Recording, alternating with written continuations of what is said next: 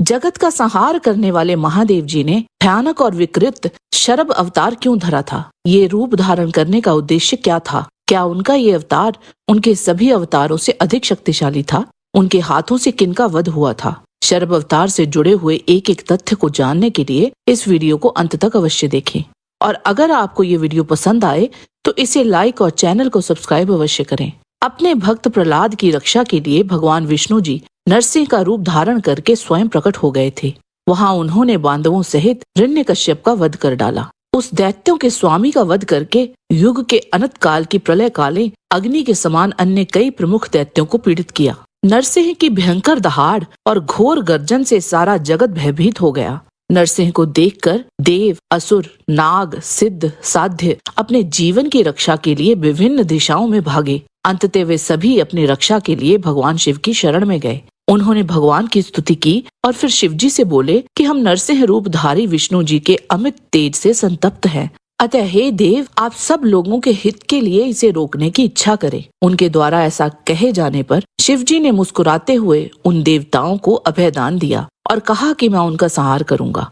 इसके बाद शिव जी को प्रणाम करके इंद्र सभी देवताओं के साथ जैसे आए थे वैसे ही चले गए और भगवान ब्रह्मा तथा अन्य श्रेष्ठ देवता भी चले गए। इस प्रकार देवताओं के प्रार्थना करने पर भगवान शिव ने नरसिंह के तेज को नष्ट करने का निश्चय किया और इसके लिए रुद्र ने अपने भैरव रूप महाबली वीरभद्र का स्मरण किया। तब वीरभद्र शीघ्र ही वहाँ आए। वे करोड़ों श्रेष्ठ गणों से घिरे हुए थे। वीरभद्र जी ने स्वयं निवेदन किया, हे जगत स्वामिन, यहाँ पर मुझको स्मरण करने का क्या कारण है? आज्ञा प्रदान कीजिए। श्री भगवान बोले, हे भैरव, वह नरसिंह रूपी अग्नि प्रज्वलित हो रही है। इस अति भयंकर अग्नि को शांत करो। उसे सांत्वना देते हुए पहले समझाओ।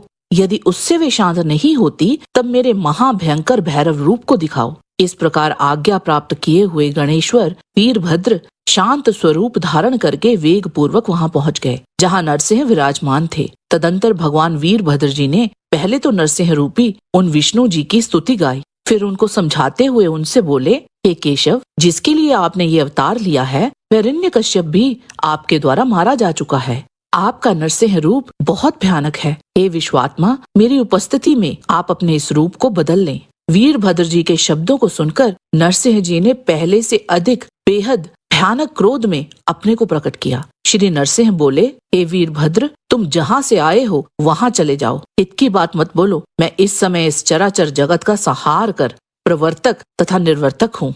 शक्ति संपन्न ब्रह्मा, इंद्र आदि देवता मेरे ही अंश हैं। पूर्व काल में चतुर्मुख ब्रह्म मेरे नाभि कमल से उत्पन्न हुए थे और उनके ललाट से भगवान वृषभ ध्वज शिव उत्पन्न हुए थे। अतः मेरी शरण प्राप्त करके तुम संताप रहित होकर यहाँ से जाओ। भूतों के महेश्वर, तुम मेरे इस परम भाव को समझो। मैं काल हूँ। मैं काल के भी विनाश का कारण हूँ। मैं लोगों का संहार करने में प्रवृत्त हूँ। हे वीरभद्र, तुम मुझको मृत्यु की भी मृत्यु मानो। ये देवता भी मेरी कृपा से ही जी रहे हैं। नरसिंह जी की अहंकार पूर्ण इन बातों को सुनकर श्री वीरभद्र बोले, क्या आप संहार करता पिनाकधारी विश्वेश्वर शिव को नहीं जानते हैं? गलत वाद विवाद करने से केवल आपका विनाश होगा। अपनी आत्मा के द्वारा आत्मा को रोक लो, नहीं तो मृत्यु तुम्हारे ऊपर गिरेगी। इस प्रकार सब कुछ सोचकर अपने रूप को पूर्ण रूप से समेट लीजिए, अन्यथा महाभैरव रूपी रुद्र के क्रोध का वह शरभ रूप आप पर मृत्यु बनकर उसी प्रकार गिरेगा जैसे पर्वत वज्र पर गिरता है।